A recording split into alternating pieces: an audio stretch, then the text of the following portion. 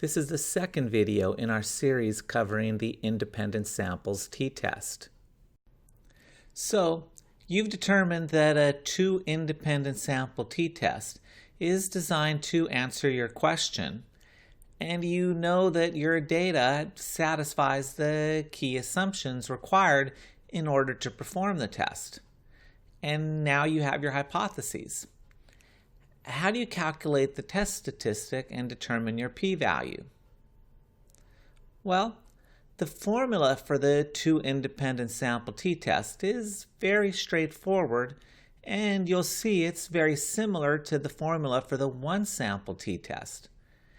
In fact, in an odd way, the more you dig into it, the more similarities you may find. The formula for the two independent sample t-test is x bar 1, the mean for the sample from population 1, minus x bar 2, the mean for the sample from population 2, divided by the standard error of the difference in means. So while it's a little different, it continues to follow that same classic pattern we saw with z-scores and one sample t-tests. How big of a difference did we see, x bar 1 minus x bar 2, divided by how big of a difference or effect did we expect to see, the standard error. Okay, so calculating the difference between two sample means is pretty straightforward. But how do we calculate the standard error now that we're looking at the difference between two sample means? Now, of course, in practice, computers and software will do this for you, but it doesn't hurt to go through the process and see for yourself what happens and why it works so that you have a deeper understanding than just because Craig said so. For the one sample t-test, we previously saw that the standard error can be represented as S sub x bar, which is just a way of saying that it's the standard deviation S of the means x bar. Mathematically, we know it's equal to S, the sample standard deviation. Remember, this is the lowercase s that used n minus 1, divided by the square root of the sample size. Now, for reasons we'll see shortly, the formula can also be written as S times the square root of 1 divided by n. The standard error for the two independent sample t-test follows this same pattern, but it's a little different because now we have two samples, each with their own standard deviation. Also, because we're examining the difference between two sample means, it's the standard error of the differences between means. In other words, if we collected a sample from each population and calculated the difference between those sample means, and then we took another pair of samples from the two populations and calculated the difference between those means, and repeated this over and over and over and over an infinite number of times, the standard error of the difference between means is the standard deviation we would see for all of those infinite number of different scores. Given that, notice the change in the notation for the standard error.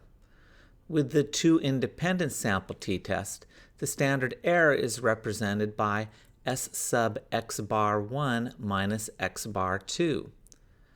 That's just a way of saying it's the standard deviation of the differences between two sample means. Mathematically, the standard error of the difference between means is equal to the pooled standard deviation, S sub p for short, times the square root of 1 over n1 plus 1 over n2. We'll talk about the pooled standard deviation in just a moment, but for now, notice there are strong parallels to our one sample standard error. Mathematically, they're both based on a standard deviation that's multiplied by the square root of 1 over sample sizes.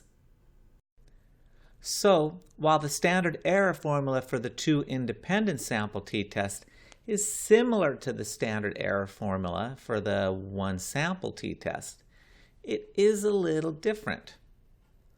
The first thing you may ask is, what's the pooled standard deviation?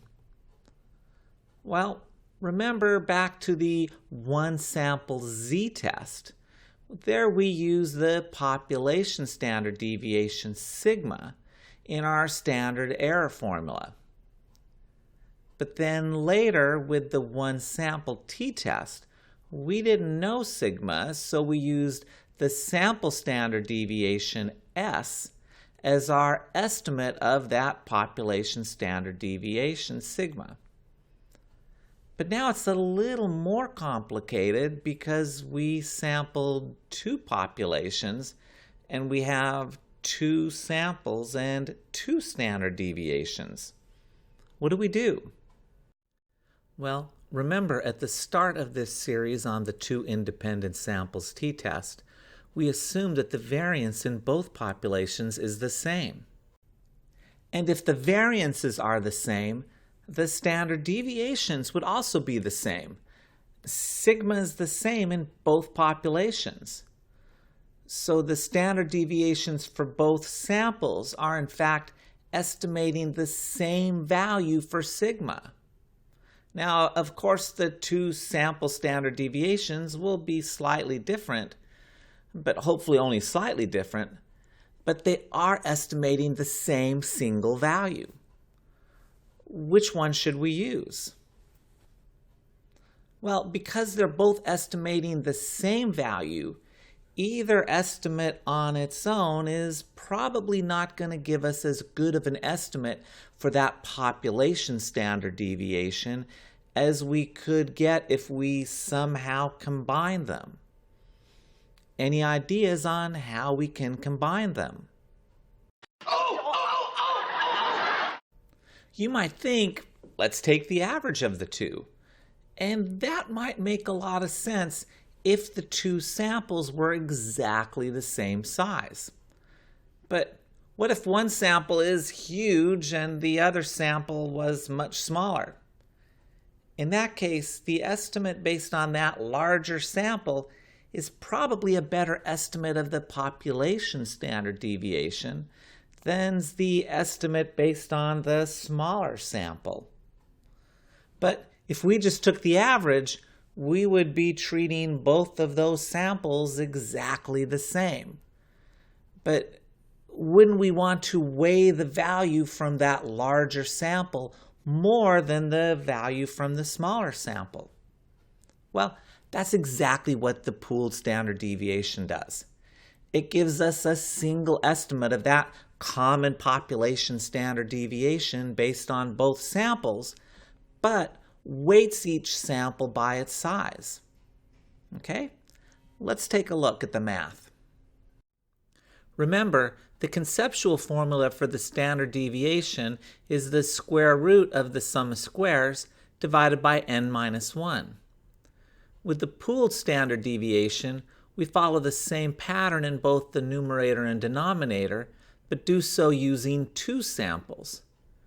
It's therefore just the sum of the squares for sample 1 plus the sum of squares for sample 2, all divided by n1 plus n2 minus 2, and then taking the square root.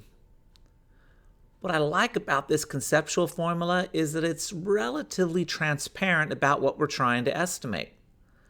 Plus, I like how it parallels the regular standard deviation formula.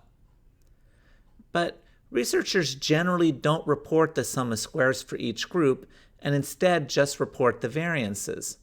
So an equivalent formula you'll often see is based on the variances in each group. Remember, the variance is just the standard deviation squared. In this case, it's the variance of whatever outcome we're studying.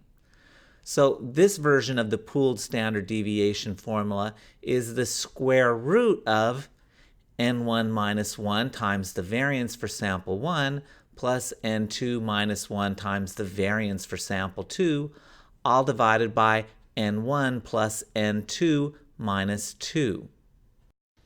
So that's the pooled standard deviation. Now, what about the second half of that equation? What does the 1 over n1 plus 1 over n2 do?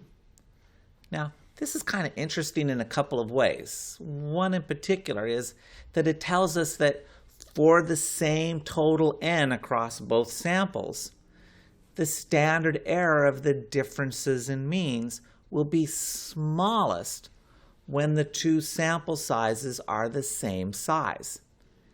If you have a total of 100 people, the standard error will be smallest, which is a good thing, when you have 50 in one sample and 50 in the other sample. The more imbalanced the two sample sizes get, the larger the standard error. Again, assuming that the overall total n across both samples stays the same. Now, let's put it all together into one formula. Let's start with the formula for our two independent sample t-test. That's t equals the mean for sample 1 minus the mean for sample 2 divided by the standard error of the difference in means. So far, so good. Now, assuming the variances are equal, we saw that the standard error of the differences in means is equal to the pooled standard deviation times the square root of 1 over n1 plus 1 over n2. Plugging in the formula for the pooled standard deviation, we have the standard error of the difference in means is equal to the square root of n1 minus 1 times the variance in sample 1 plus n2 minus 1 times the variance in sample 2 divided by n1 plus n2 minus 2, all of that times the square root of 1 over n1 plus 1 over n2. We plug this into our equation for t, and we have the computational formula for the two independent sample t-test. All that's left now is determining the degrees of freedom so we know the exact shape of the t-distribution. Just how thick do we need the tails of the distribution to be? For the one sample t-test, remember the degrees of freedom was equal to n minus 1. Given that, you may not be surprised to learn that the degrees of freedom for the two independent sample t-test is n1 minus 1 plus n2 minus 1, or just n1 plus n2 minus 2. Just like with the one sample t-test, we then take our t-score and see where it falls in a t-distribution with our degrees of freedom. If we have a one-tailed hypothesis, our p-value is the area more extreme than our t-score in the direction of the alternative hypothesis. If we have a two-tailed hypothesis, our p-value is the area that's more extreme than our t-score in either of the tails. Phew! Now, that may seem like a lot of math, but fortunately, that's what computers are for. However, it is important to conceptually understand what's happening, and I hope that you can see past the equations to what's going on in the calculations. Why are we doing what we're doing?